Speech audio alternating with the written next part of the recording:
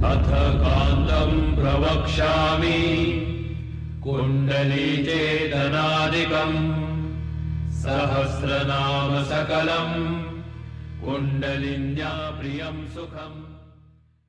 रह जाओ, उनका धीरे धीरे अस्तित्व ही समाप्त।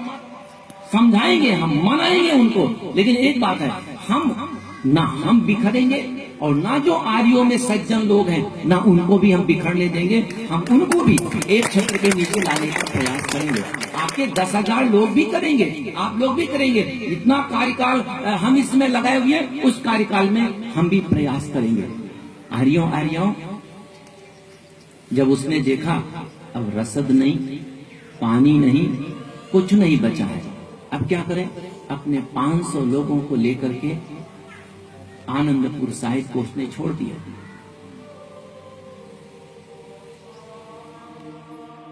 पहुंचा चमकौर में एक गढ़ी थी, वहां गढ़ी में रहने लगा। उसके पहले सिरसा नदी है, वो बाढ़ काफी आई हुई थी। इधर से मुगल सैनिक भी इनके पीछे हो लिए कि इस रूप में है, इधर से ये भी, और लड़ाई हुई।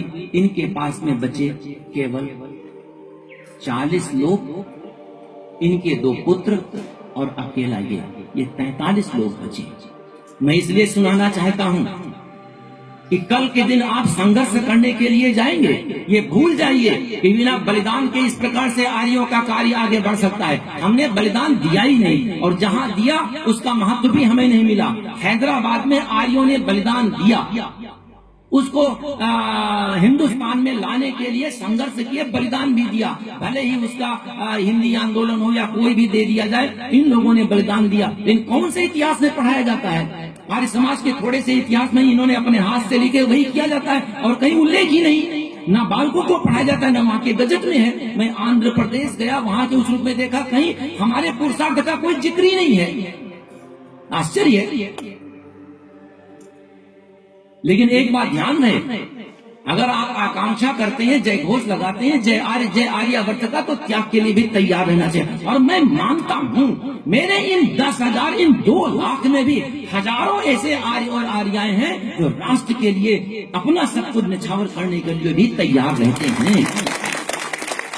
लेकिन मैंने एक ये भी सिखाया है, हमारा जीवन मूल्यवान है, हमारा जीवन वैसे व्यर्थ करने के लिए नहीं है। हम अगर बलिदान भी होंगे तो उसकी पूरी कीमत, आगे बोलो, उसकी पूरी कीमत वसूलेंगे।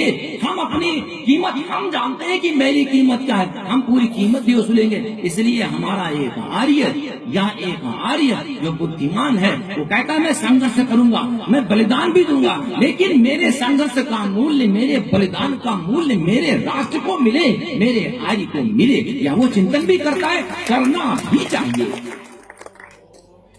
आर्यों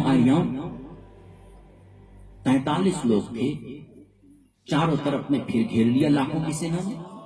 छोटी सी गढ़ी थी, बाढ़, बारिश, अंधेरी रात, अब जाए कैसे? कहां 10,000 से अधिक सिपाही, संत सिपाही, कहां केवल 43 लोग, उनमें उनका लड़का, और एक की आयु 18 वर्ष, एक की आयु 16 वर्ष। अब क्या हो? 5-5 लोगों की टीम बनाई, और 5-5 लोगों की टीम इन मुगलों से लड़ने के लिए निकल पड़ी। 5 लोग लड़ते, आधा घंटा 1 घंटा तक लड़ते, इतनी मुगल फौज थी, कहां उसे बच पाते थे, मारे गए। इस तरह से 5-5 करते होते रहे। अंतिम में जब ये 8 लोग रह गए, तब लोगों ने प्रार्थना की कि अब यहां से उनको जाना चाहिए, उनके नेता को जाना चाहिए, क्योंकि वो रहा तो वो पुनः संगठन खड़ा कर देगा, अगर वो खत्म हो गया तो संगठन चला गया। उन लोगों ने बड़ी प्रार्थना की। सोचो, दोनों लड़के उनके युद्ध क्षेत्र में मारे गए, उनकी आंखों के सामने। उनके साथ 40 जो विश्वास पात्र लोग थे वे मारे गए। केवल अब थोड़े लोग बचे हैं।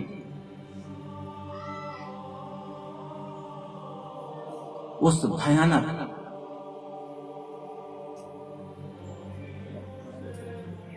कालखंड में वह व्यक्ति वहां से जाने की सोचता है। जो उसके साथ और लोग थे, 5 लोग और 3 ये, 2 इनके साथ सहयोगी और अकेला ये लड़का मारा ही गया है और लोग मारे गए हैं। वो मुगलों से और ध्यान बटाने में लगे और ये 3 लोग केवल बाहर जा पाए, वो 5 लोग भी मारे गए। केवल 3 लोग। सन 1704 चमकौर का युद्ध हुआ। ये वहां से 3 लोग ही बाहर जा पाए। ये पहुंचे नांदेड़ में 42 साल की उम्र में सन 1708 में उसका देहांत हुआ। जानते हो कौन है? बोलो, पता होगा कौन है? गुरु गोविंद सिंह का नाम मैं ले रहा हूं। गुरु गोविंद सिंह। उसी की ये युक्ति है, भय काहू को देत नहीं भय मानत आन। उस काल में, मुगलों के शासन काल में, वो अपने लगभग अपने लोगों में जब संत सिपाही जब वो उपदेश देने के लिए जाता तो उपदेश देने से पहले ये जरूर, हर जगह ये जरूर रहता, भय काहू को देत नहीं भय मानत आन। और 10,000 से सारे यहाँ पर वो हुआ, बहुत सारे मारे गए। यहाँ 500 लेकर गए, वे मारे गए। वहाँ 40 थे, वे मारे गए। केवल बचे वे 3। नांदेड़ में जाकर के 42 साल की उम्र में उसका देहांत हो गया। मैं एक ये कहना चाहता हूँ अपने आर्यों और आर्याओं से, लाखों की सेनाओं ने घेर करके उसके रसद पानी को बंद कर दिया कि ये भूखे प्यासे मर जाए। एक जगह नहीं, ना जाने कितनी जगह पूरे देश में किया है। मैंने तो केवल एक उदाहरण सुनाया है इस पंक्ति के अर्थ को बताने के लिए कि जिससे ये पंक्ति हमारे आर्यों और आर्याओं को समझ में आ जाए। लड़ना है, संघर्ष करना है, राष्ट्र बनाना है तो हमें सर्वस्व त्याग के लिए तैयार रहना होगा। पूरा परिवार बिछड़ गया उस युवक का। 42 साल की उम्र में जो मरा उस युवक का सारा परिवार बिखर गया। दोनों बालक आंखों के सामने मारे गए। दोनों लड़कों के बाद में षड्यंत्र के सूबेदार ने दीवार में चुनवा दिया। मैंने दीवार में चुनवाने का बहुत ज्यादा जिक्र इसलिए नहीं कर रहा हूँ क्योंकि जो अपने आंखों के सामने उसने अपने लड़कों को बलिदान दे दिया। और अब क्या रह गया? केवल 3 बचे। मैं ये कहना चाहता हूँ, कोई ये ना सोचे कि राष्ट्र को बनाने के लिए थोड़ी कीमत चुकानी पड़ती है। अरे बड़ी कीमत चुकानी पड़ती है। उसके पास में तो 10,000 से अधिक सिपाही थे। इसके अलावा और भी पूरा का पूरा उसके साथ में माता खड़ा हुआ था। कितने साल का? 200 वर्ष का। लगभग 1500 के आसपास गुरु नानक देव ने प्रारंभ किया था। 200 वर्ष बाद में, ये मैं घटना सुना रहा हूँ 1704 की। 200 वर्ष के बाद हम और आप तो कार्य करते हुए तो 10-12 साल ही हुए हैं ठीक ढंग से देखा जाए तो। जब पंडित लोकनाथ जी ने राष्ट्रीय निर्माती सभा के अध्यक्ष का कार्यभार संभाला तभी से कार्य तीव्र गति से बढ़ा है। मुश्किल से 10-12 साल ही हुए हैं। लेकिन मैं ये कह, और ऋषि दयानंद को जो कार्य क्षेत्र में आए हैं 100-125 साल हुआ, लेकिन गड़बड़ एक हो गई थी कि मध्य में लोगों ने जिस संघर्ष को ऋषि दयानंद ने प्रारंभ किया उस सिद्धांत को ही मटियामेट कर दिया। हमारे सामने है, मैं तो ऐसे सैकड़ों सुना सकता हूँ कि आर्य समाज के लोगों ने अपने सुविधा, अपने स्वार्थ के लिए ऋषि दयानंद के सिद्धांतों को ही पलट दिया। अरे पलट तो दिया, ये भूल गए कि वो सिद्धांत लाखों सालों से अपने देश में है, हजारों सालों से देश में है, लेकिन फिर भी देश पराधीन रहा। उसको पराधीनता को खत्म करने के लिए ही ऋषि दयानंद ने सत्य सिद्धांतों को लागू किया था। लेकिन दुर्भाग्य उसके बाद में कुछ ज्यादातर अज्ञानता के कारण से नहीं, अज्ञानता के कारण से सिद्धांत बड़े थोड़े बदले गए हैं, लेकिन स्वार्थ और अपनी सुविधा के लिए सिद्धांत काफी बदले गए। परिणाम क्या हुआ? हम जैसे थे वैसे रह गए। फिर जब हम लोग विद्या के क्षेत्र में आए, मेरा कोई स्वार्थ नहीं था, मेरे भीतर अज्ञानता नहीं थी, मैं विद्या पढ़कर विद्वान था। मुझे कोई मान सम्मान की आकांक्षा नहीं थी, बस एक आकांक्षा थी, अरे ये राष्ट्र ने बड़ा दुख झेला है, ये राष्ट्र सर्वोत्तम रहा है, लेकिन किस बल पर रहा है? आर्य और आर्याओं के बल पर रहा है। फिर बनाया कैसे जाए?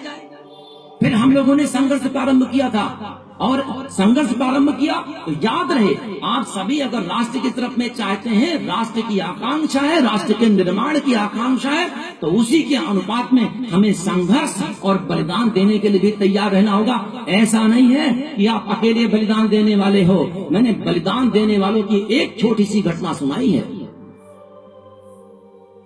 जानते हो, उसने एक प्रथा चलाई थी जिसका नाम है पाहुल प्रथा।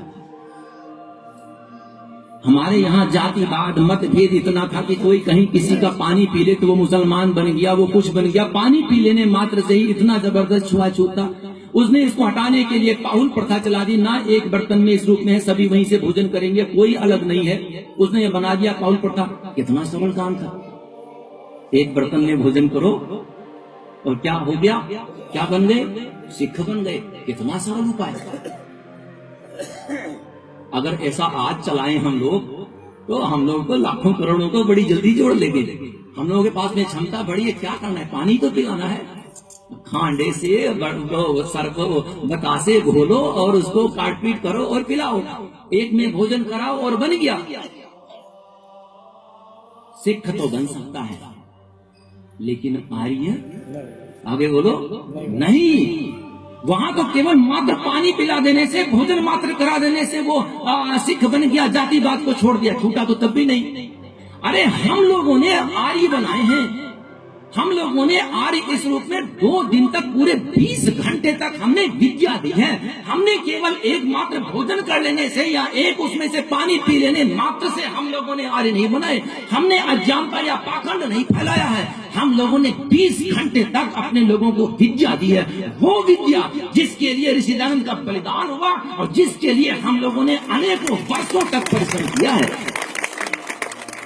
आप क्या सोचते हो, इतना सरल नहीं था ये। हम लोगों ने एक व्यक्ति को आर्य बनाया, 20 घंटे तक उसको परिश्रम किया। वो भी थका रहता है, मांदा रहता है, बुद्धि से संघर्ष करता रहता है। लेकिन ये विद्या ही अपने आर्यों की विद्या ऐसी है, 20 घंटे बाद कह देता हूँ, ओह आज तो अब समझ में आया मेरे, मैं आर्य बनूंगा। हम लोगों ने उसके भीतर में आर्य की भावना जगा दी, आर्य की विद्या जगा दी, आर्य के भीतर में संस्कार डालने का हमने प्रयास कर दिया और वो आर्य की तरफ में बढ़ जाता है।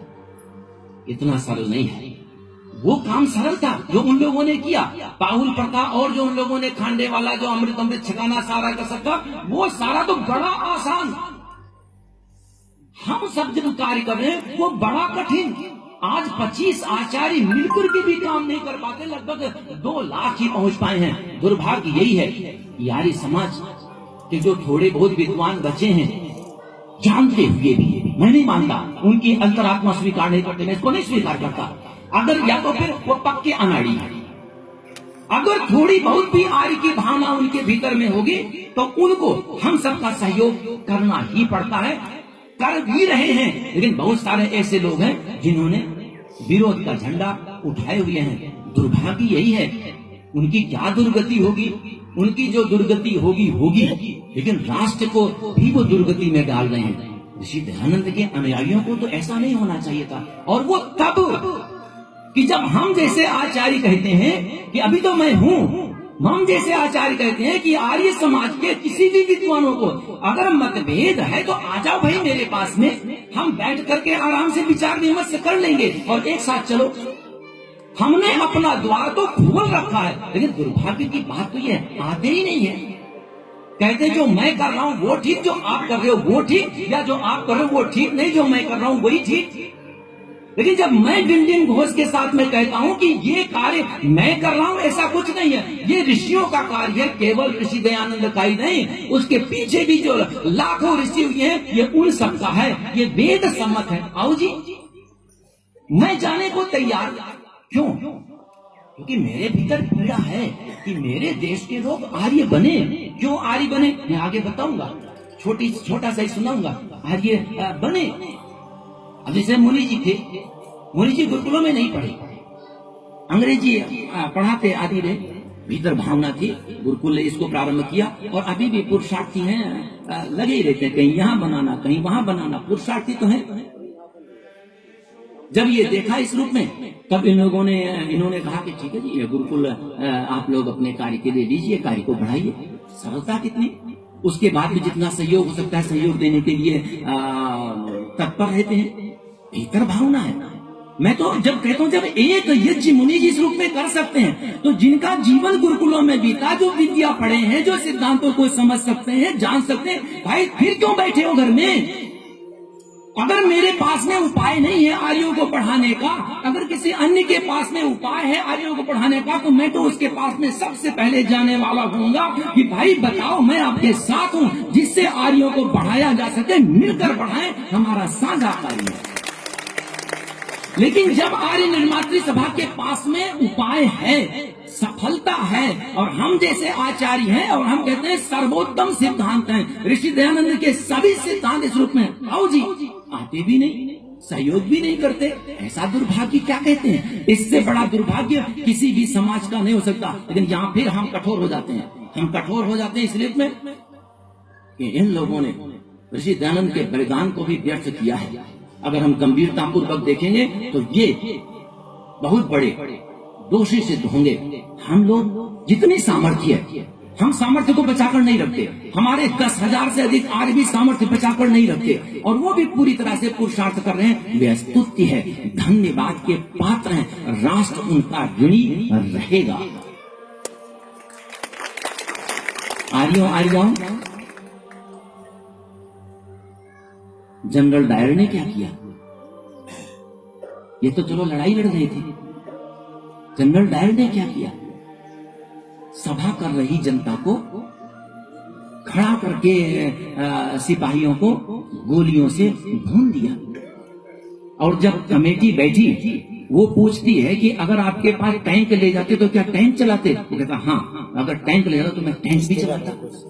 अर्थात एक तरफ में तो रसद पानी बंद करके उसको मार देना चाहते हैं, और एक तरफ में वो बचा केवल 3, और एक तरफ में सभा शांतिपूर्वक कर रही है, बंदूकों के साए में सामने सामने सभा हो रही है, और यही गोलियां चला करके हजारों को मार दिया और निहत्थे लोगों को मार दिया।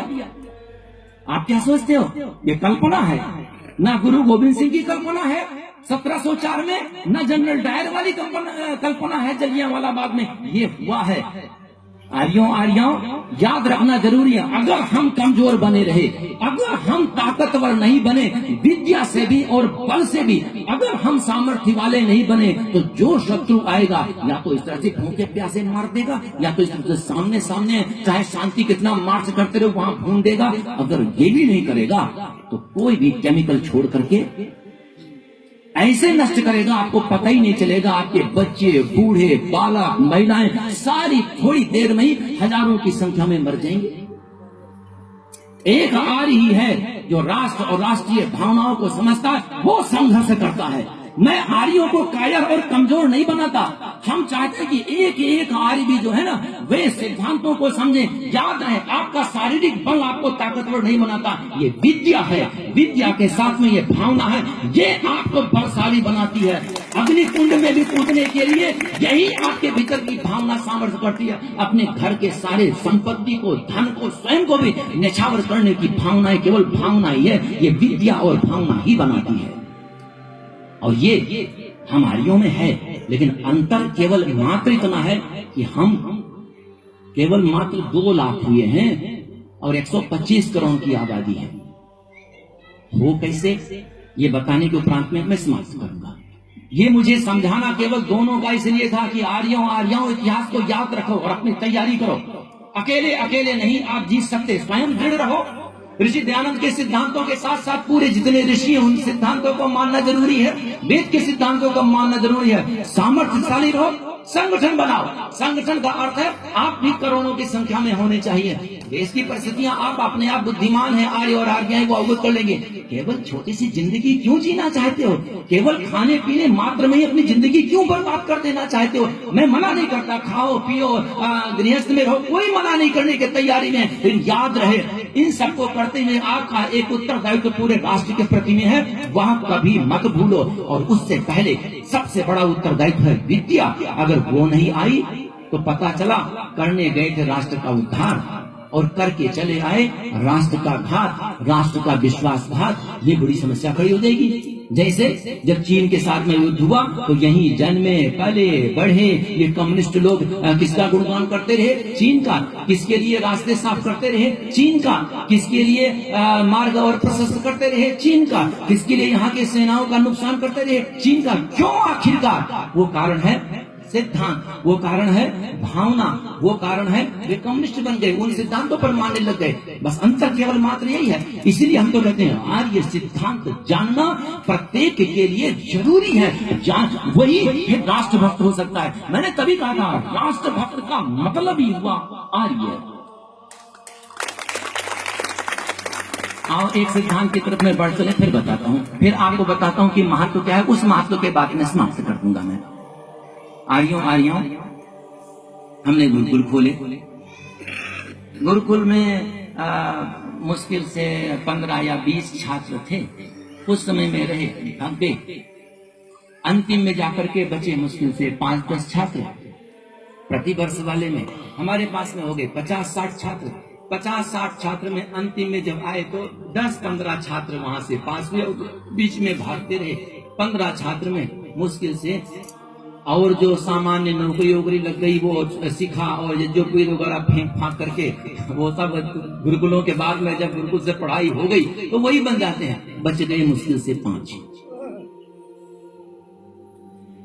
अब गुरु, और वो 5 में भी सिद्धांतों का पूरा आता पता नहीं होता। वो फिर पलट गए, वो सिद्धांतों का पता ही नहीं होता। मंच पर व्याख्यान भले दे दे, वो सिद्धांतों का बोध नहीं हो पाता ठीक ढंग से। इसका मतलब हुआ गुरुकुल खोला, बने 1 नहीं, या मान लेते हैं 5 बने।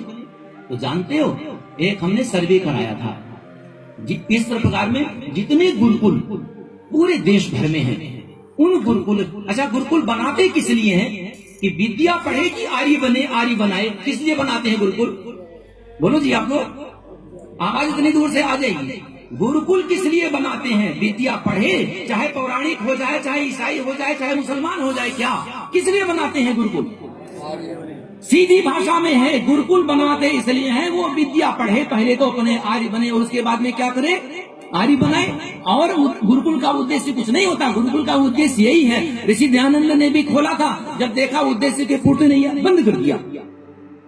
उसके बाद में फिर लोगों का चलते रहे। और हम सब गुरुकुलों से ही हैं। गुरुकुलों की क्या होता है सब अच्छी तरह से पता है, एक एक रग रग से वाकिफ है कि होता क्या है। लेकिन ये मानकर चलो गुरुकुलों में जो हम कहते हैं कि वो विद्या पढ़े, आर्य और आर्य बनाए, ये बता देता हूँ इन लगभग कुछ नहीं तो 15-20 वर्षों में कितने लोग बने होंगे आर्य, जो मैंने देखा मेरे दृष्टिकोण के अनुसार। मुश्किल से हम जो आकलन करते हैं, मुश्किल से 200-250 गुरुकुलों के माध्यम से, मुश्किल से 200। और कुछ लोगों के तो अहंकार इतना है कि ब्रह्मा जी के बाद उन्हीं का नंबर आता है। वो किसी को समझ, बीच में कोई वो नहीं है, सबसे बड़े विद्वान वही हैं। और जब उन विद्वानों को हम कहते हैं आजा भाई सिद्धांत पर एक साथ मिलकर के चलो, तो वो दूर दूर रहते हैं। आजा भाई, जितना इन 15-20 वर्षों में पढ़ रखा है, क्यों नहीं आते हो एक साथ, क्यों नहीं चलते हो? कहते हैं ना भाई क्यों? कहते हैं आपके युवक पीटेंगे। मैं कहता हूं मैं जिम्मेदारी लेता हूं, कोई एक शब्द नहीं बोलेगा।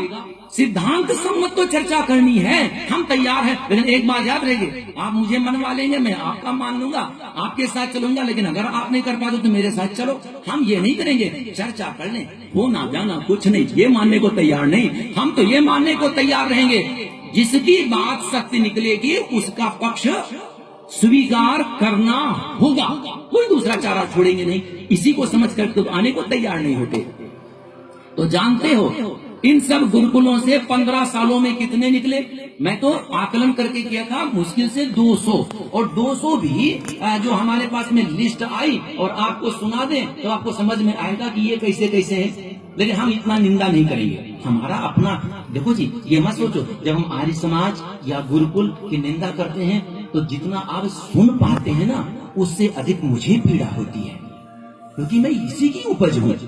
मैंने यहीं से पढ़ा, मैं अन्यत्र में भी पढ़ा हूँ, लेकिन यहाँ से भी पढ़ा। मैंने भी गुरुओं की सेवा की है। इन आचार्यों ने मेरे साथ भी परिश्रम किया है, ऐसा नहीं है। आचार्य बलदेव जी ने भी मेरे साथ में 4-4 घंटा 5-5 घंटा पढ़ाने में परिश्रम किया है, क्योंकि मुझे पढ़ाना और अन्यों को पढ़ाने में बहुत अंतर होता था। तो हमारे साथ 4-4-5 घंटा परिश्रम किया है। लेकिन जो सत्य है मैं उसके साथ खड़ा हूँ। आचार्य विजयपाल जी ने जो बहालगढ़ के थे हमारे साथ में काफी परिश्रम किया है, हम उनके भी ऋणी हैं। लेकिन एक बात है, मैं उनके प्रति कृतज्ञ हूँ। अगर मैं अपना ही खंडन करता हूँ तो सोच लो मुझे कितनी पीड़ा होती होगी। मुझे पीड़ा होती है, लेकिन जात रहे राष्ट्र के हित में और आर्य के हित में, यहाँ पर अगर खंडन खड्ग भी चलाना पड़े ना तो भी मुझे कोई संकोच नहीं होता, क्योंकि